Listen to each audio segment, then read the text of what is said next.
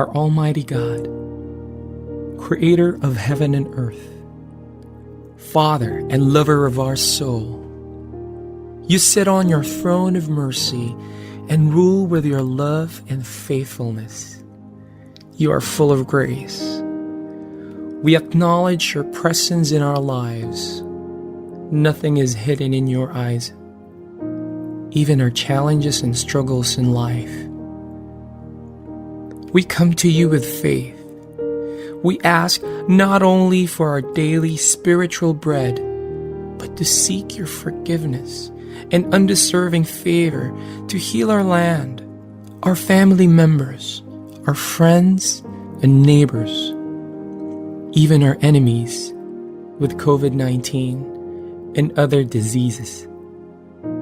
Holy Spirit, help us to deepen our faith and see the opportunity to believe, obey, and worship. As we face this pandemic, you are Lord and God. Encourage us and change our hearts, not to fear, but to be full of hope and find ourselves praying and meditating your word. We believe no works of the enemy prosper to your children. Abba, Father, we believe that your Son Jesus Christ is Lord and Savior. He is the truth and our salvation. Hear our prayers, O Lord, and most of all, not our will, but thy will be done. We pray this in Jesus' name, the name above all names, who was and is to come. Amen. The views and opinions of the producers, hosts, and guests in the show do not directly reflect the official stand and policies of the management, the network, and the company. We are now ready to kick in, only here in Sports Bytes. Want to know what's happening in the world of Philippine sports? Sports Bytes brings you latest news and trends in your favorite sports. Hear your favorite athletes and sports leaders tell their stories on just about anything that matters in sports. So sit back and relax as we bring Sports Bytes, only here in BigMedia Philippines, your home digital media network. Hello again. Welcome to another episode of Sports Bytes Philippines in cooperation with BigMedia Philippines. For today, we talk about the NBA Finals. Well, as everybody knows, it's done. The Warriors are champions again. And I'm sure my guest is kind of happy because he called it. Everybody, please welcome, again on the show for the second time, Mr. Roland Lazenby. How you doing, Brian? Very busy. I'm taking it from you. That's good. All right, sir. I won't go around the bush. I want your thoughts. I mean, you called it. You were looking at it. It happened. The Warriors are champions again over the Boston Celtics. I'd like to hear basically everything ended up as it should have in the NBA this year. And that doesn't always happen. A lot of times injuries derail everything, but from so much time watching the great NBA teams in the 80s and the 90s with Jordan, when you have a superstar that lifts everything, and of course Steph Curry is that. He has changed basketball dramatically and continues to do so. And of course the lessons you learn from superstars is that, boy, they're fantastic, but they need their teammates.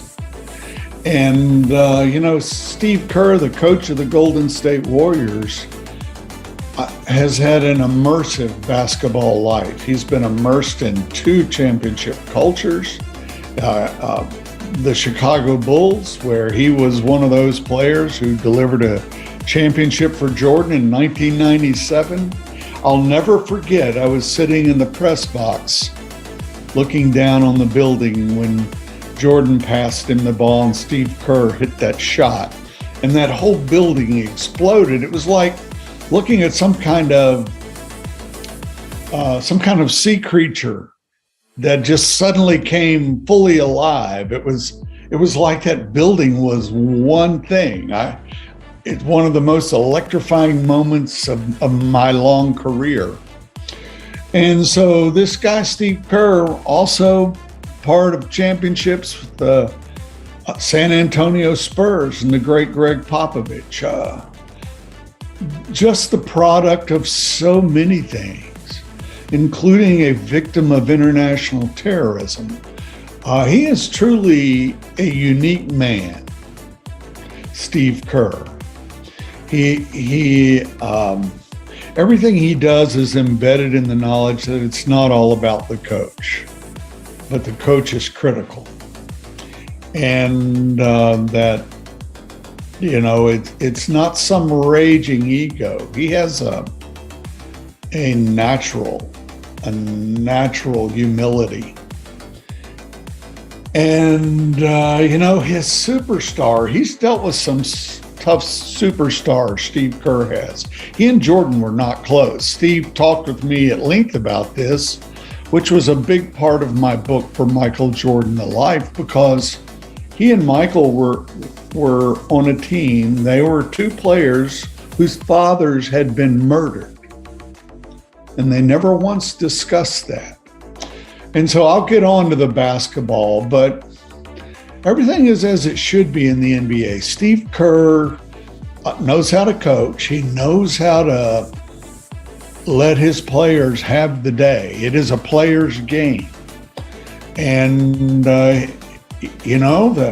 those Warriors are an amazing collection. And Klay Thompson, how much character does that guy have to struggle through injuries that would wreck all of us, no matter what we're doing? And to come back and to play, to fight through, and then to play well after struggling. And across that roster, so many things. And so it was also exciting to see this really well-coached young Celtics team. And, people who watch sports closely, whether it's football or what we call soccer, what the rest of the world calls football, or any other sport, the people who study it closely often spend their time watching the young players grow and accumulate the tough lessons and the wisdom to rise. And so it's easy to love that Celtics team as well. And so it was a good season. I'm sorry for such a long-winded answer. It's no problem at all. I love it. Okay. Anyway, you were talking about the Celtics. Nobody saw them making it past the playoffs. I mean, deep into the playoffs. But yet they reached the NBA Finals. Would it be safe to say that they overachieved? Yes, except for this. They have a really good roster. They're exceptionally well coached by a first-year coach. They have a couple of really talented young players in Jason Tatum and Jaylen Brown. They have a bright future. In 1990-91, I wrote the history of the NBA Finals. And I think one of the things that leapt out to me from looking at all those teams and interviewing all those people, you will have certain teams emerge that are fearless. And in a lot of the great finals battles of the past, you had teams that would lose a game at home and then go on the road and just find a way to exert their will over another team's crowd, their will over another team. And so one of the things I found fascinating about the Celtics was their ability to find that kind of strength to win in big games on the road. It didn't quite get them to a championship, but it got them right to the top of the hill where they could see the championship. And they had that feeling. Now, you never know. I've done a fair amount of coaching, and whenever in youth basketball we've won a championship, or I always would tell my players, you got to celebrate every championship you ever win on every level, because you never know. Life doesn't guarantee championships to anyone. I don't care how talented, how hardworking. There's so many things that go into it. I think that's why we admire people who make success a routine. We like to call them dynasties, which of course is hyperbole.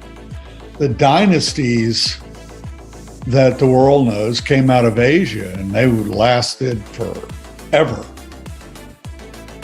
Dynasties in American sports are like the life of a butterfly over the course of a few years, or I should say dynasties in global sports even are like a life of a butterfly. That's a mere flickering wing on the face of humanity in a lot of ways, because the world is big, many troubles, but we celebrate these dynasties because it is repeated success. And sports is a metaphor for all of us, for our lives in a lot of ways. So that's why fans live and die with the games. And that's why when you have a champion such as Steph Curry leading with his brilliance, and then the assembled players around him, it rings of Bill Russell, the 1950s and 60s Boston Celtics behind Bill Russell, who was a revolutionary defensive player. They won 11 championships in 13 seasons. And so the centerpiece of that would be Bill Russell and a couple of other players, Sam Jones. But the team itself, with Red Auerbach coaching and then becoming GM, got really good at bringing in players who could come in. They'd been good players elsewhere, but in the environment created by a special leader like Bill Russell or Steph Curry, what you get is sustained success, that dynasty we talk about. And so it's fascinating to watch that evolve around an interesting character like Steph Curry. He's not really hard on his teammates like Michael Jordan. He's not almost cold with his teammates sometimes like Kobe Bryant. He's not this towering force with his teammates like LeBron James. He has his own way, and it is it's interesting. It's gentlemanly. He's not a Darth Vader type figure. He really. His mother is from a little city about 30 miles from where I live. I live in the Blue Ridge Mountains of Virginia, the western part of the state. It's a simple, uncomplicated place. But it is a place where people have deep values. And his mother, his father's a great guy. I interviewed him in 1984 for the Sporting News when he was a college player at nearby Virginia Tech in this same region. But his mother is somebody deeply set in a value system. And she has had And when I study great NBA players, great athletes, and write these biographies of them, like Michael Jordan, The Life, or Showboat, The Life of Kobe Bryant, or Jerry West, The Life and Legend of a Basketball Icon, when I write these, so often the key is a mother of very silent strength, but immense strength and character.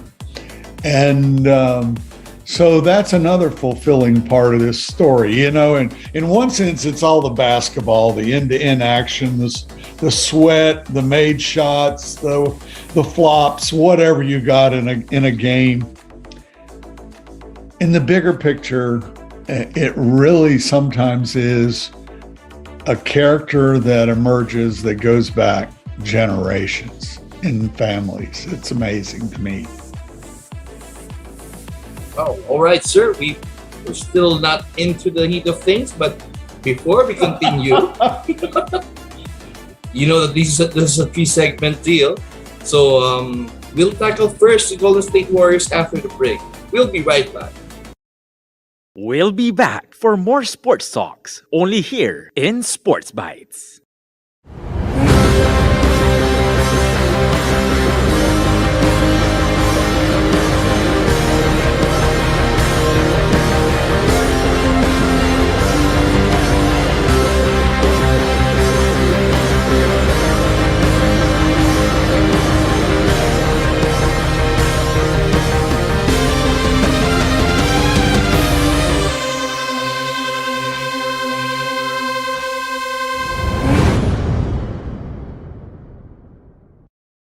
Here now is the program for the millennials that will showcase young professionals' worth, aspirations, and successes in doing what they believe is right, progressive, and inclusive. Join them as they discover the path to self and societal fulfillment while making a difference. Hosted by empowered and cool millennial Erica Mizon, together with her fellow millennials, they will be making a difference. Only here on V81 Radio, Manila.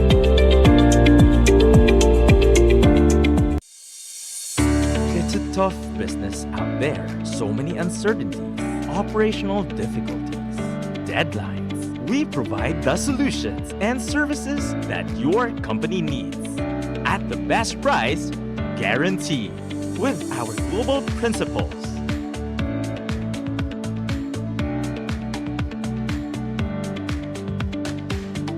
And experienced partners, we bring solutions to your current and future business. Inolution, supporting your business as always. Video conferencing has never been crucial to your business than ever before. Whether it's work from home or remote work collaboration, productive team meetings are crucial to your business success. So whether it's for personal use or from small to medium to large conference meeting rooms, Logitech has the right solution right for you. With our partner Inolution's track record of responsive service, you can be assured of reliable and effective video collaboration all the time. Inolution, supporting your business as always. To serve you sooner, email us at support@inolution.com.ph.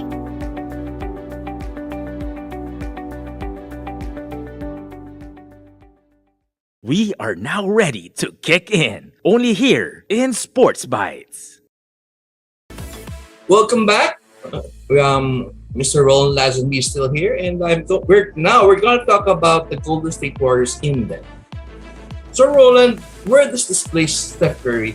I mean, this latest achievement. Well, he's continuing to climb the ladder of greatness. He's changed the game. There are a few people that have changed the game, usually great centers. Yeah. The game has always loved its athletic guards, of course, Jordan and Kobe. They have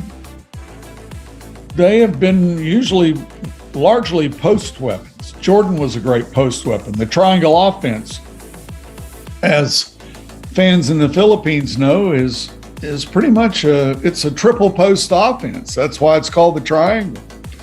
And so a lot of the attacking for teams was done in the post. Bill Russell, it was all blocking shots and igniting fast breaks and just demoralizing opponents for those Celtics that won championships in the 60s. Steph Curry has, there always been some good shooters. You look back, I'm amazed. When the three-point shot first came into mainstream American basketball, it had been in the ABA and the ABL, various leagues, but once it got going in the NBA and then in colleges, early on you would have amazing players shoot 40%, which was considered incredible. But Steph Curry managed to take that to a different place and to routinely stretch the floor, unlike any other player had ever done, on a regular basis, on a consistent basis. And yet he had done so by being willowy. He's 6'3", but among the trees of the NBA, he looks like many nights like a 12-year-old kid running around out there, dancing around and just tormenting these larger giants of the global human population. If you're 7 feet and residing somewhere in the world, there's a chance you're going to find it to the NBA if you grow up in basketball. But Steph is none of that. And Phil Jackson, the great American coach, who could always be dismissive of other players, referred to him as, oh yeah, back in the day, that was Chris Jackson. And Chris Jackson was a great shooter, but he really wasn't a factor in championships and things. But the measure of Steph Curry is that the game is now set to his personal standard. Kareem Abdul-Jabbar, when he came along at UCLA in the 1960s, they changed the rules of the game. They disallowed dunking. It was called the Alcindor rule. He was known as Lou Alcindor then, but dunking wasn't allowed until it was brought back into the game in 1977. You couldn't dunk.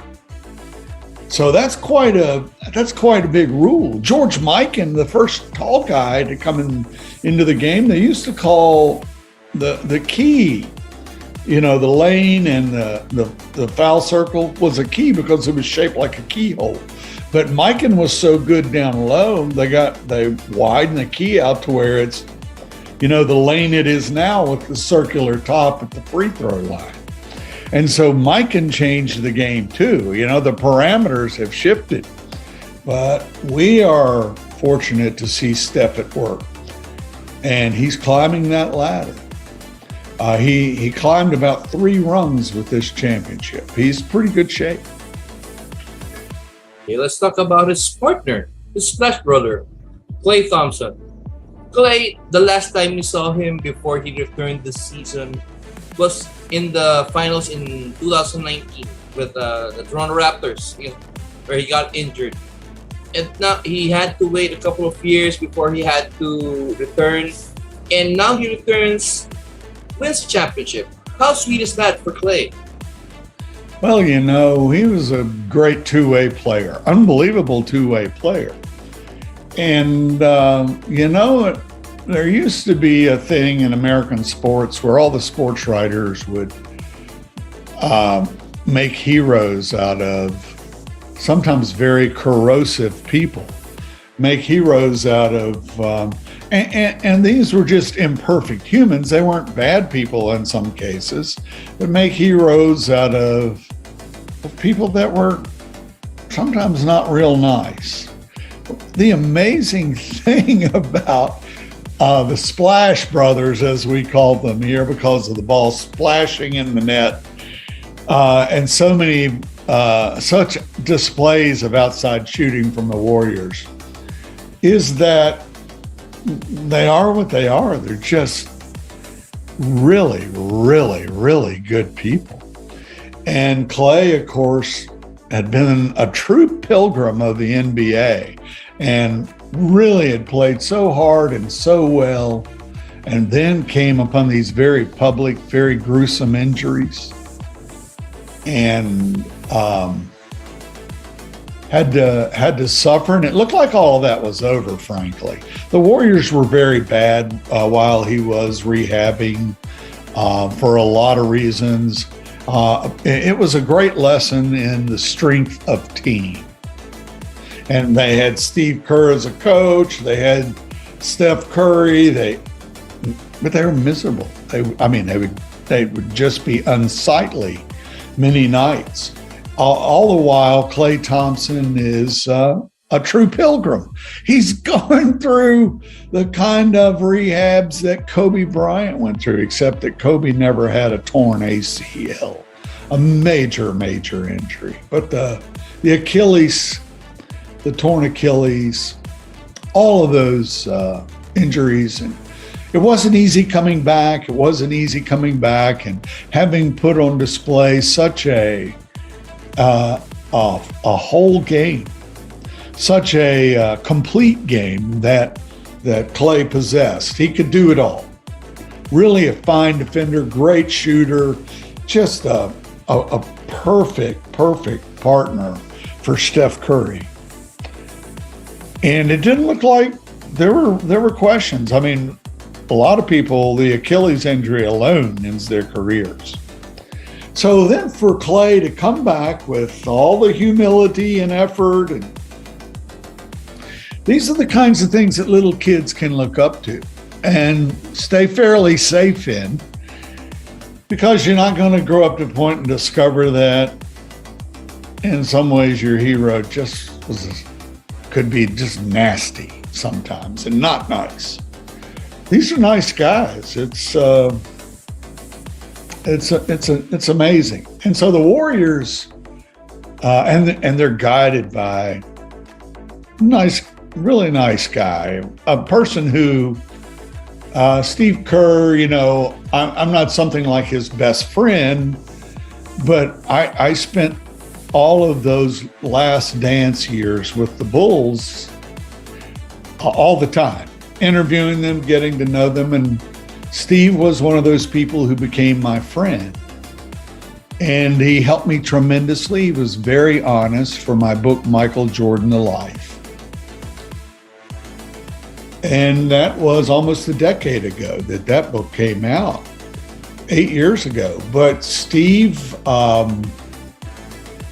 it's amazing to watch somebody you know and admire, who was just a sub, a sub who had a tremendous view of all the proceedings. And, those Bulls where he was a player, there was so much conflict. Jerry Krause and Phil Jackson hated each other. It's hard to have the top two figures in a championship team's administration just hate each other deeply. And so Steve was called upon many nights to provide that kind of perspective. So it's been fun to watch him be a part of this success. And of course, people ask him, what are the secrets to everything you've done, Steve? He says, well, I've been able to hang around a lot of superstars in my career. And he's always in possession of great humility. So it's all fun for me to watch. Okay, let me get to another player.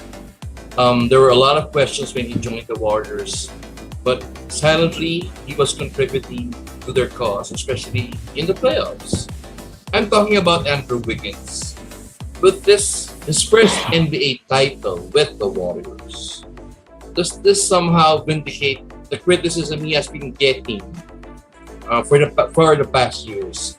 As well, up to the point some of them even thought he was a flop. Well, that's an amazing high to be the number one overall pick in the NBA draft, and boy, it comes with tremendous expectation, and then it's an amazing low. as people everywhere are looking at what you do and what you don't do and your flaws, and suddenly you become a flop. You become the definition in widespread popular culture of a failure. Speaking of Jerry Krause, I used to spend a lot of time with him, the great Bulls GM, different guy. But he said, you get these kids that are high draft picks, and you put them on bad teams, bad cultures that don't know how to win. They often have lost a lot. That's why these teams have the number one pick. And they don't have the culture and the leadership to do anything. He says that's the making of a 50 caliber asshole. These young kids get there and become very cynical because they're in circumstances. Basketball requires context. You have to have teammates and coaching. And if you get there and it's a bad chemistry with a bad culture, you can become very cynical as a young player. You're making millions, and you just say, oh, it's about the money.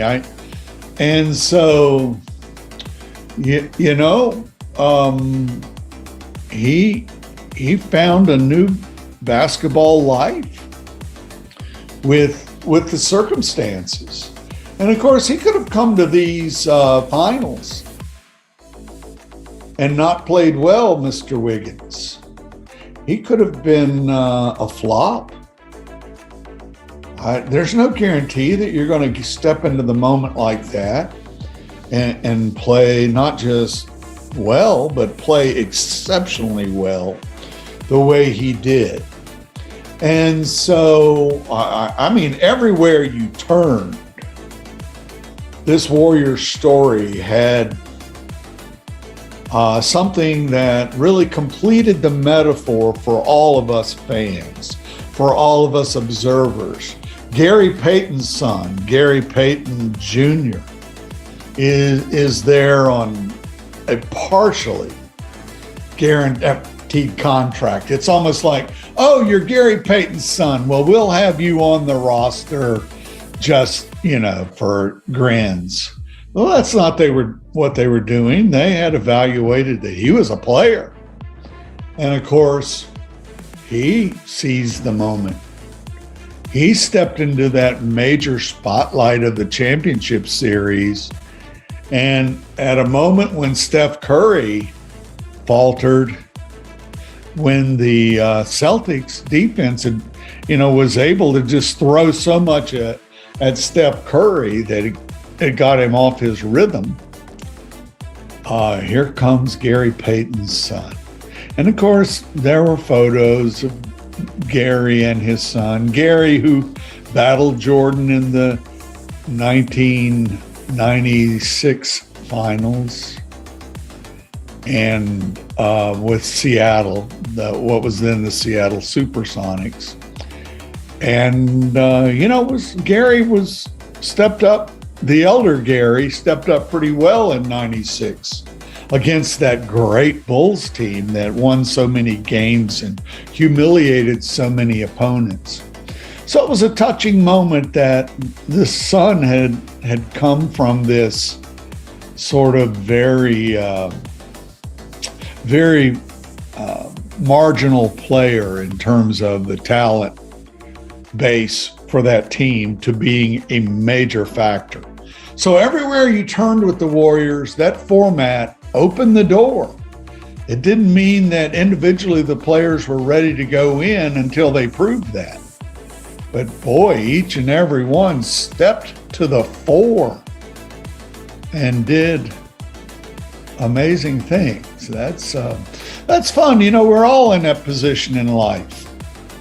We all struggle and fight and get what we can, and then if we're lucky, a door will open. And if we're luckier still and we've worked hard enough and we're ready, we can step into that door. And so that's an important metaphor for life, that it's not, we tend to think that life is all about the chosen people. Steph Curry was not a chosen guy. His father played basketball at Virginia Tech and was a fine shooter and role player for years in the NBA, and Del Curry.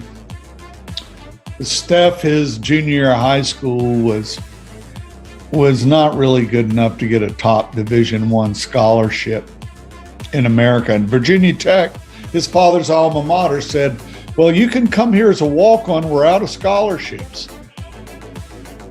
Instead, Steph got a full ride to Little Davidson College, a very, very fine academic school that has had good basketball teams over the years. But to think that Steph was this guy at Davidson College who becomes a two-time most valuable player in the NBA, you would have to argue that so many of the things around the Warriors are storybook, as to almost be, that stuff's all made up. There's no way that human achievement works that way. People get beaten down by their circumstances. They don't outlast them. But that junior year before high school, Steph Curry grew. He was playing a lot of AAU ball. And he went from an interesting guy, thin kind of guy who could throw up a bunch of jump shots. He grew and he became stronger. And one of Del Curry's friends, Paige Moyer, the son of Virginia Tech coach Charlie Moyer, who coached Steph's father, watched Steph and called the coach at Virginia Tech and said, you need to get a scholarship and get this guy. He has changed dramatically that summer. But that's what happens if people keep working. If they find something they love and they keep working at it, they get better and better and better and better. They get into something where the thing they love just almost becomes one with their mojo. You know what I'm saying? And so that's sort of an important thing for all of us in our battles in life. All right. Woo. Thank you, Sir Roland. Hey, man. There's a lot of questions. 700-page books. I love your analysis. Anyway, I need to take a breather. Let's take a break. But in the third segment, we have someone joining us. He's waiting in the room. So, folks, please don't leave us. We'll be right back. We'll be back for more sports talks only here in Sports Bytes. Big Media is all about life's journey. Yung mga yun, mga bata pa sila dati nung nakakasama ko sila. So ngayon, sikat na sila. Kaya in digital. Entertainment. Maraming salamat po na nabigyan niyo kami ng opportunity. Information, story, inspiration, and experiences. Whenever, wherever you want, welcome. Join us as we push the boundaries of possibility here with Big Media. Get into the treasure trove of undiscovered music through Napalm, your new all-Pinoy alternative music. Whether it's rock, metal, reggae, soul, or pop, we have it covered. Napalm features upcoming Pinoy artists and musicians, hosted by Lace Jimenez and Thunder God Bernard. So sit back and relax and enjoy Napalm, only here on V81 Radio, Manila. Are you looking for a solution to address injuries using an advanced, non-messy method? EverCryo is here for you. A good way to address injuries and inflamed muscles. EverCryo. Introducing the medical treatment for a range of physical alignments. EverCryo Compression Therapy System. A system that is easy to use. Quick and easy to set up for fast relief from pain and quicker recovery from injury or surgery. Perfect for anyone who experiences frequent pain or inflammation in a certain area of the body. Wrap on and get some cold compression therapy. EverCryo, an innovative therapeutic system to heal comfortably, less the mess.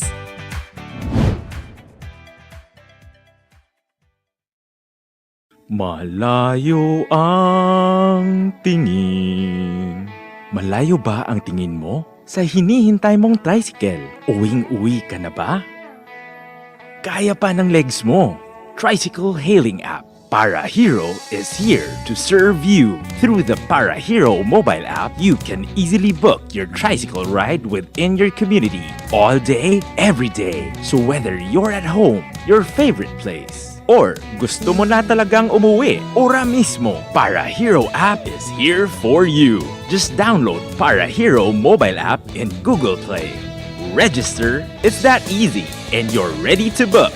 Para Hero is initially available in BF Homes Parañaque and Las Piñas area. But soon, sa community mo din, malapit na po, Para Hero, para sa pasahero.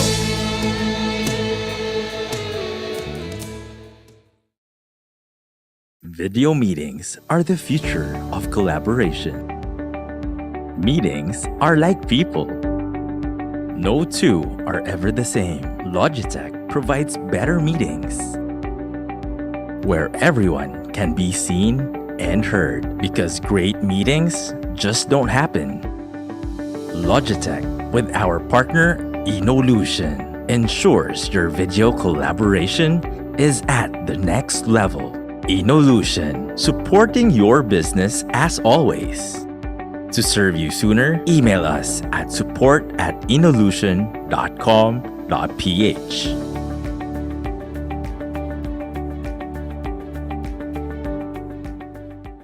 We are now ready to kick in, only here in Sports Bytes. Welcome to the third and final segment of this episode with Mr. Roland Lazenby. For the third segment, we have a very special guest. Ironically, Mr. Lazenby says he's a Boston Celtics fan, and we're about to talk about the Celtics. Everybody, please welcome Mr. Vince Vico. Thank you for having me, Brian. Mr. Lazenby, good to see you again. Great to see you, Vince. Just call me Roland. All right. Well, right. The timing is right, Vince, because we're going to talk about your favorite team. So I'll be kind enough to let you ask Mr. Lazenby the questions. Take it away, Vince. Okay. Any similarities between Brown and Tatum and Pippen and Jordan and Shaq and Kobe in the fact that, especially for Shaq and Kobe, that in order for the Celtics to win it all next year, they both have to coexist, and they acknowledge the existence of their three other teammates or their other teammates in order for it to work. Well, there are two lines of thinking regarding the Celtics in the wake of this year. And one is, and I think they're both correct, one is the Celtics, obviously, this happens every year, going to be looking for, they've got a nice mix of players. They've got some really nice pieces on that team. Do they have to do a lot of upgrades or just tweaking the roster? That'll be the decision. And the thing guiding that, the thing that we don't know yet, is that in Jaylen Brown and Jason Tatum, the Celtics obviously have two emerging superstars. Now, to what level are they going to go? Like emerging superstars, they have a tendency to want to take over and do it on their own. And we saw that in that Game 6, the final game of the championship series in the NBA, the Celtics came out strong because they were moving the ball. Both of their young stars were basically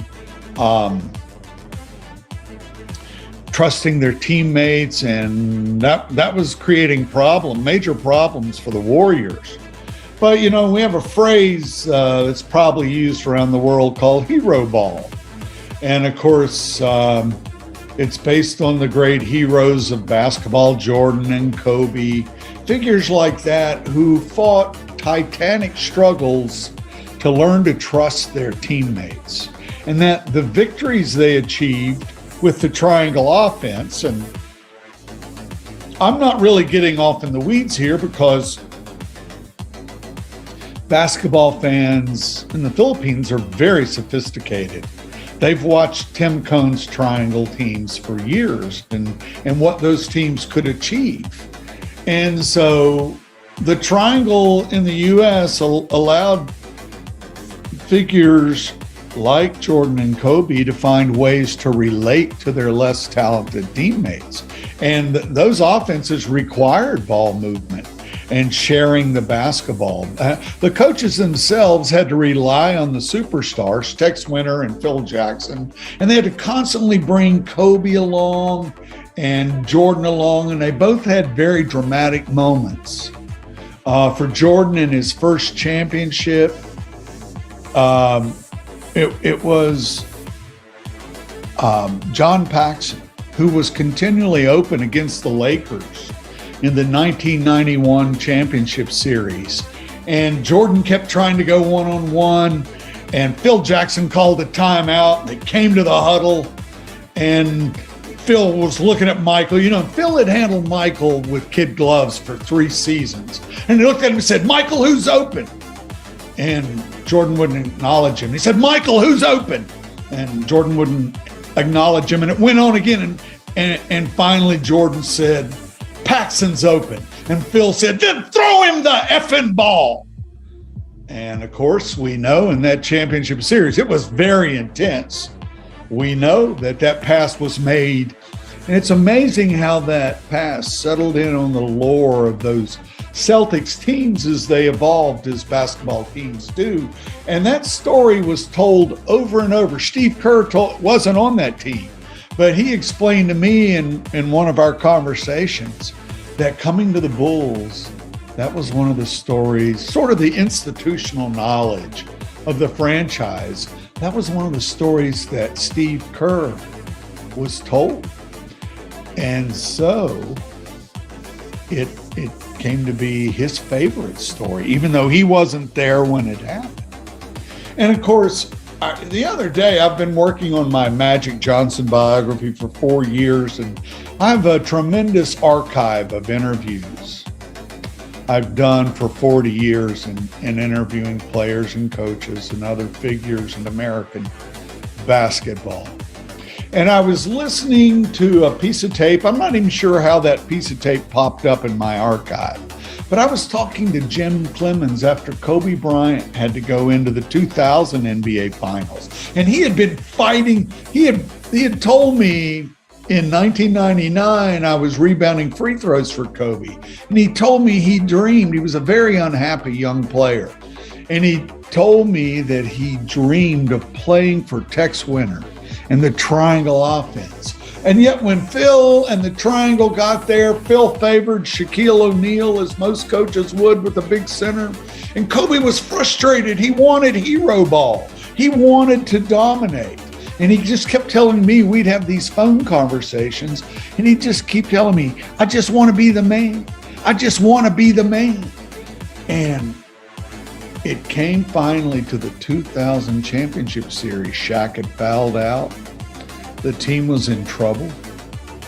And Kobe came in. And instead of playing hero ball, he began sharing the ball and playing the triangle. Jim Clemens was explaining in this piece of tape that popped up just the other day. And I was sitting there listening. You know, you get so busy, sometimes you don't even listen to what people are telling you. But he was explaining this was Kobe's moment, because he ended up playing hero ball, but not the direct way he was trying to do it. He ended up playing hero ball by submitting to the offense, sharing with his teammates, and trusting and letting the game happen, and then being there when the offense created those openings for him to attack. And it was a major learning moment in the life of Kobe Bryant. And these Celtics had a moment. They had the Warriors on the ropes because they were sharing the ball. But you know, Ime Udoka, a brilliant young first-year coach, was commenting, you know, that Celtics crowd that is so insistent, that is so hungry for those heroes. They sort of feed into it, and it takes a strong athlete to get into that environment and not want to go, I'm taking it here, I'm taking it there, I'm taking over. And Ime Udoka knows what happened. And he knows where they have to go next. There's no guarantee they're going to get there. But the path could not be clearer for these Celtics. Too young, really impressive. I mean, those guys were so impressive.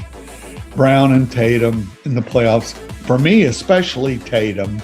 He had his struggles, but they have so much ability and so much drive. So it will be interesting to see their progress next season. Vincent, you who are really locked on everything like a hawk in basketball, know these answers before I even say them to you. It's amazing, though. If you were part of Celtics management, and I myself, one of the solutions wouldn't be to break up the two of them, would it? I don't think so. Every time you run into the crossroads like this, you have that decision. I would not break them up. See, they take pressure off of each other. It's like Scottie Pippen was nowhere near Jordan in that one sense of scoring and being a volume threat to the other team. But Pippen did everything else so well. And Jordan had this habit of forcing himself to greatness by putting all this pressure on himself. And he was in circumstances where he had to do that. He'd become a cynical player because when he got to the Bulls, they really didn't have the talent or everything that was needed to be a championship team. And there were guys who came into that lineup who learned how to deal with Jordan's pressure, because while he puts all that pressure on himself, that kind of star player will put it on everybody else. And Jordan explained to me one day when he gave me some time just for us to talk. He said, I put all that pressure. I'm really rough on my teammates because I have to find out if they're able to stand up in those moments.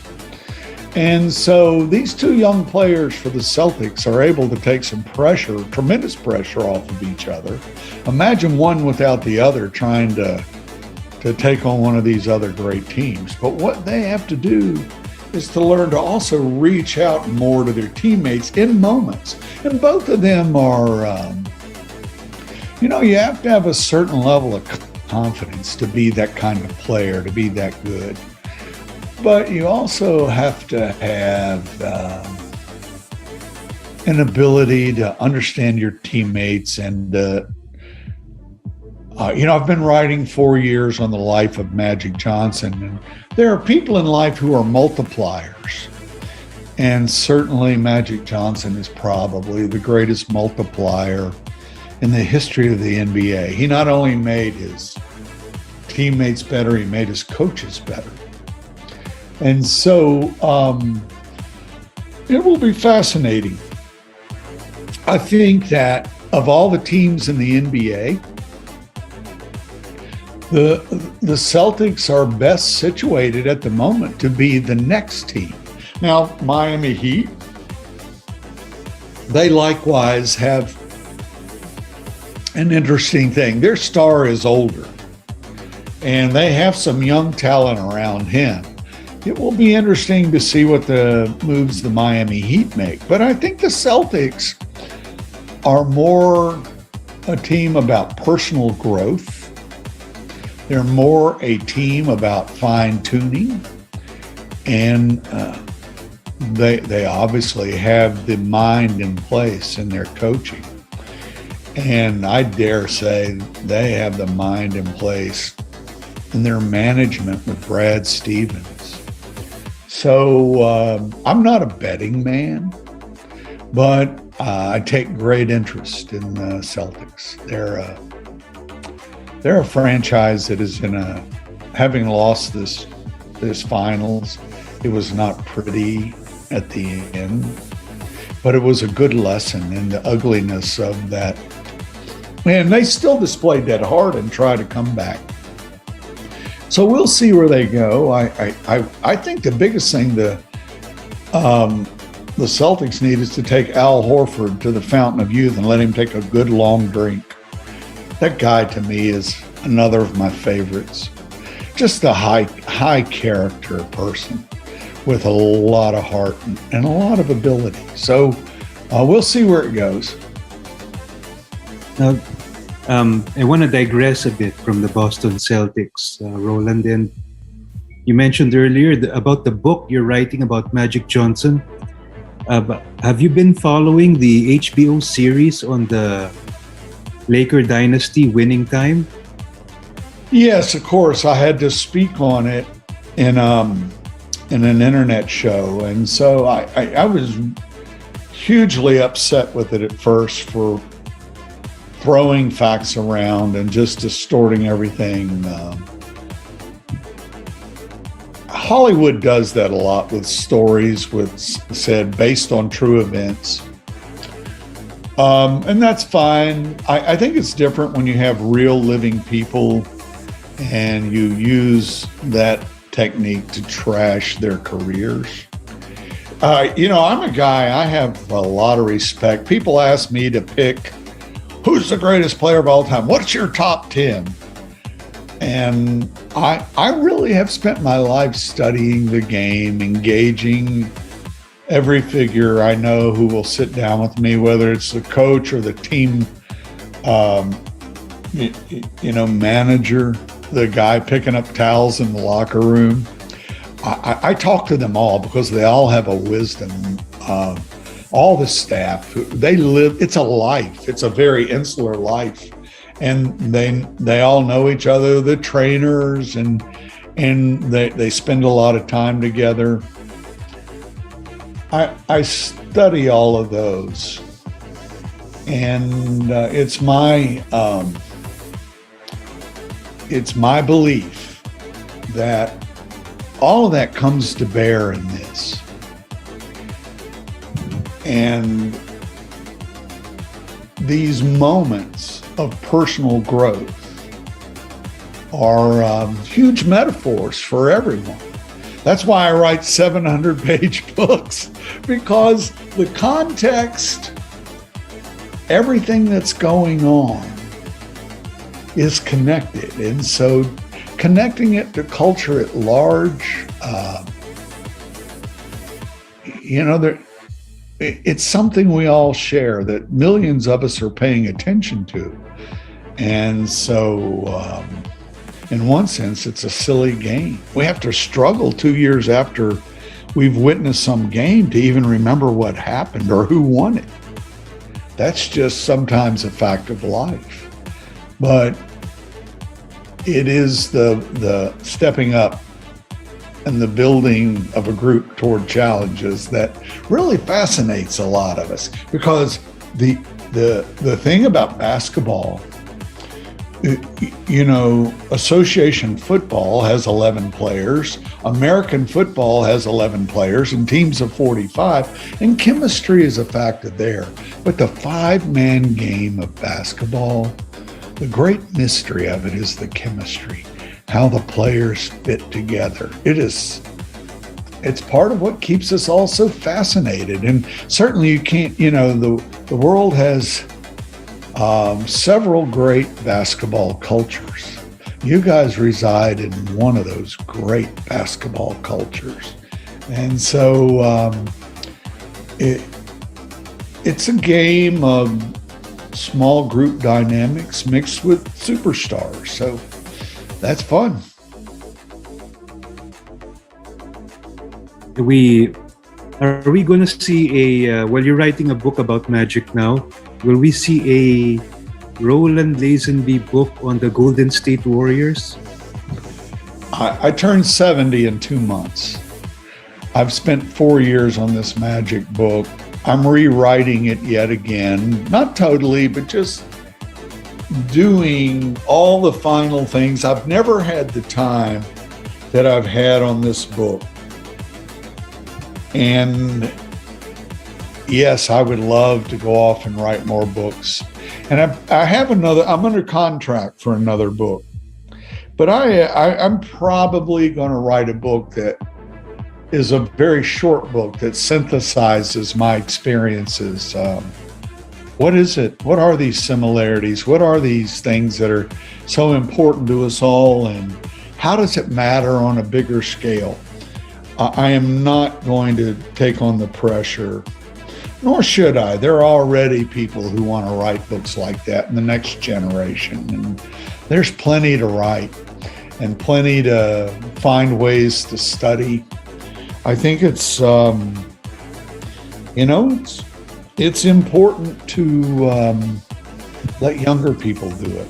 I'll continue to write, but I'm not going to get into, it's a fist fight trying to get a large cultural book. I don't just write about basketball. I write about family. I write about race, which is a very divisive subject in America, sadly. But I think you have to connect it all. And, the purpose of writing a book is greater understanding for us all. And that begins with me struggling to understand. And if I get a little bit of understanding, I'm able to pass that along in a book. And basketball, my old man loved it, my father. He was one of the old two-handed set shooters. The game was very different in the 1930s. But it's a family thing with me. It's a way I have of honoring my father, but I like to think that whatever understanding he had about life, for him it began with basketball because he loved it dearly.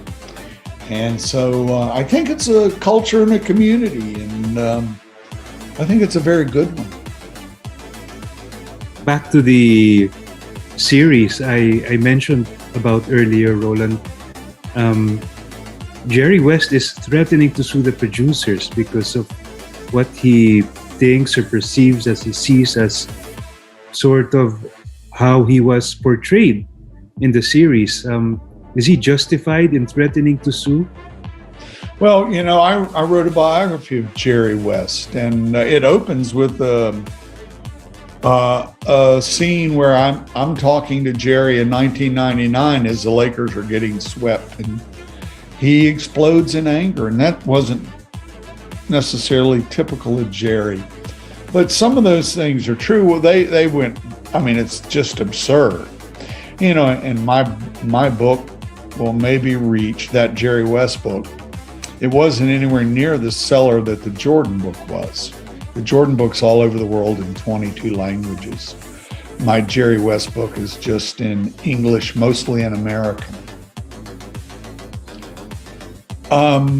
There were things I came to learn about Jerry that related to his health that I chose not to put in that book. And in some ways, I was respecting, I could have sold a lot more copies, but, I didn't want to violate the sanctity of his personal health.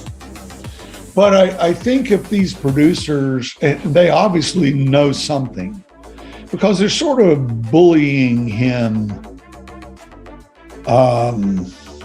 related to his mental health. And they have made these events cartoonish. It's like a cartoon, and they don't really care about the truth. They throw in all kinds of things. It opens with a white party that Donald Sterling of the Clippers is supposedly having. Well, that was in San Diego, the Clippers were, and Sterling hadn't even bought them yet. But they have this party where Magic is humiliated playing Norm Nixon and ends up lying on the court in shame in front of all these people in the white suits. None of that in any fashion in any way ever happened. Yet it's a linchpin to igniting the drama of the whole series. And they have Jerry West in those early segments being this insane guy. Jerry is a gentleman of the Southern Appalachians. Can he become angry? You bet. But that was not how he operated. And so these things are so egregious. I mean, the story itself is a fantastic basketball story.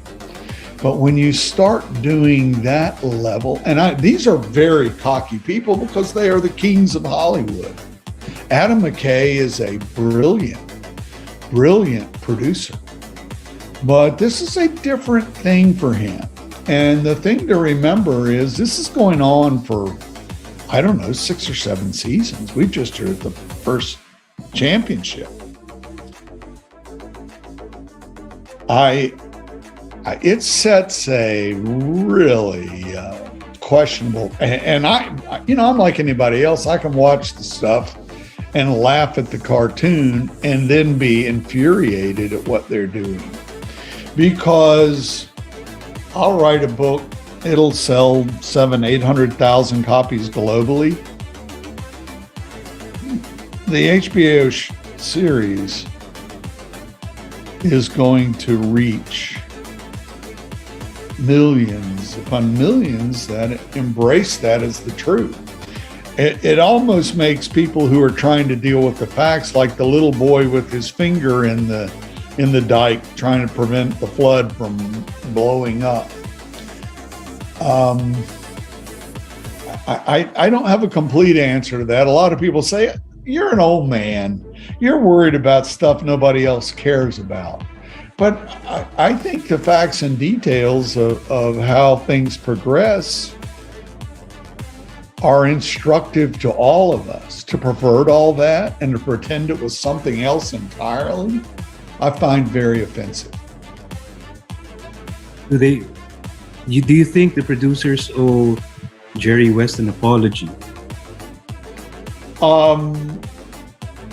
I think they like any and all publicity they get. I think they did this to stir up outrage and publicity. And I think their approach, they obviously know what they're doing. Their approach has worked very well.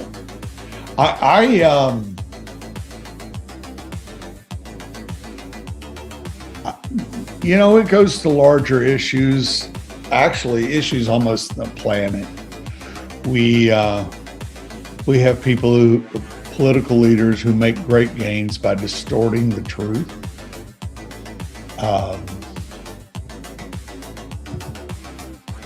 One of the places where we had some sanctity was our games.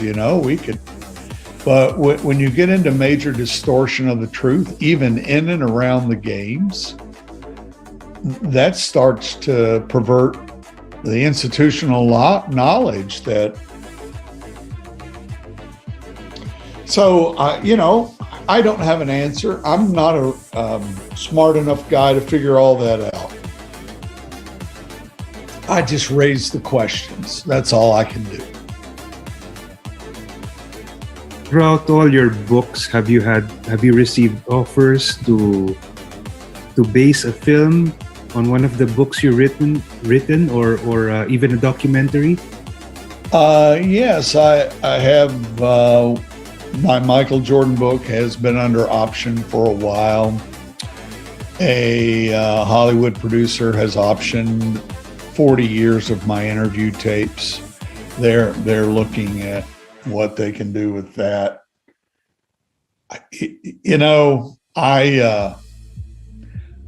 I'm an old guy sitting up in the hills of Virginia. It's a beautiful day here. That's really not how Hollywood stories are made from what I do. I don't worry too much about any of that.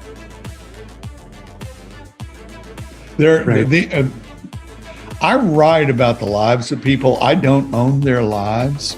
They own their lives. They have the rights to what they do. That's how it should be. I'm not really concerned about that. All right, Brian? Well, I guess this is just about it. Vince asked most of the questions for the third segment. Like I promised you, Vince, the third segment is yours. Well, I want to tell you guys once again, it's not easy to interview a rambling old man. And so I really appreciate your patience in doing that. Oh, if you only knew the number of articles timeless, it could be used over and over again, Sir Roland. Trust me. That's very kind. Thank you. Okay. So anyway, I'm afraid we have to cut it short because we're running out of time. Hey, I've been very fortunate to share the morning with you guys. Thank you so much. But before we go, Sir Roland, final words from you. Or you want to greet somebody, anybody? Yeah, always Coach Cone. Oh, yeah.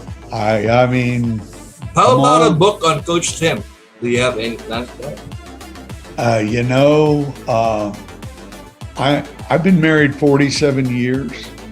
My wife has been so patient. This Magic Johnson book has tested her patience, and she is a wonderfully patient lady. But if I had to do a book, I think Coach Cone and I should do one together on Tex Winter. Yeah. I don't have. I get asked constantly. I don't have the time or the energy to. But at the very least, I would love to get a little time just to hang out with Coach Cone to talk basketball. Maybe you can get him on the air here and we can all talk to him. And I would love that. I think that would be the chance for the three of us to talk to Coach Cone. You know, you have to find truth tellers. You have to find truly the people who have paid the price of greatness. And that is Coach Cone. And so, man, that, you know, sometime this summer, I don't know. His schedule is busy, but boy, it would be wonderful to get him into a conversation. We could just sit back and talk to him, and he's going to have all kinds of things to say. I'll try my best to do that. That's the best I can promise you, Sir Roland. Yeah, we might include at some point Rafe Bartholomew. Do you guys know him? He wrote the book. Great guy. He went to the Philippines and spent all the time there with the culture. He wrote a book called Pacific Rims. Mm-hmm. Have you guys seen that? Yes. So we could get Coach Cone on and Rafe Bartholomew. I will tell you, that would be something sweet for me. Best effort. I'll try. Vince, you're going to help me, right? Yeah. Thank you, guys. Let's see if we can get Mr. Triangle offense here in the Philippines online for Roland. Yeah, I don't think anybody's able to do that yet because of his busy schedule. But we will try. I will message both of them on Twitter. Yeah, please do. If you could help us, Roland. And see what kind of response we could get. I think, first of all, Rafe Bartholomew is an extraordinary writer. Mm-hmm. He's a really good person. And of course, Coach Tim is unbelievable. So I think that would allow the three of us just to sit back and learn. And I always love that. Always the opportunity to learn more. And of course, Vince, finally I got you on the show. And I'm sorry I had to leave you earlier. We were doing an interview with Cam Austin. But I was able to throw at least a couple of questions. Vince, final words, thoughts? First of all, Brian, thanks for having me. And it's good to see you, Roland. And to all the viewers out there, stay safe. And so long. We'll see you again. Invite them to your show, Vince. Sports for All. Come on.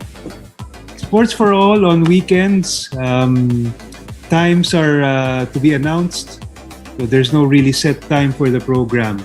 So watch out. All right. Thank you, Vince, and hopefully we'll have you again. Same with Sir Roland, who's always obliging when I ask whether it be on TV or online. And you're gaining a lot of fans here in the Philippines. Well, that's an honor. Thank you. Thank both of you for taking the time with me.